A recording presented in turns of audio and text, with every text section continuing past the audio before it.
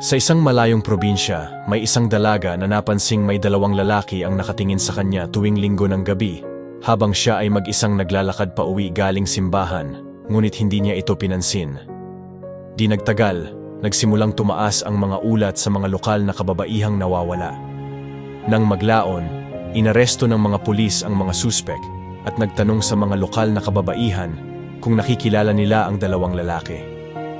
Nang makita ng dalaga ang mga suspek, siya ay nagulat. Ito ang mga lalaking nakatingin sa kanya sa daan. Sinabi ng pulis sa kanya, "Sinabi nila na hindi sila naglakas loob na saktan ka dahil lagi kang mayroong kasama sa iyong pag-uwi." Masayang sumagot ang dalaga, "Salamat sa Diyos. Ang Diyos ang nagprotekta sa akin." Mayroong mga bagay na hindi natin lubusang maipapaliwanag, ngunit isang bagay ang sigurado. Ang Diyos ay nakamasid sa kanyang mga anak. Naniniwala ka ba?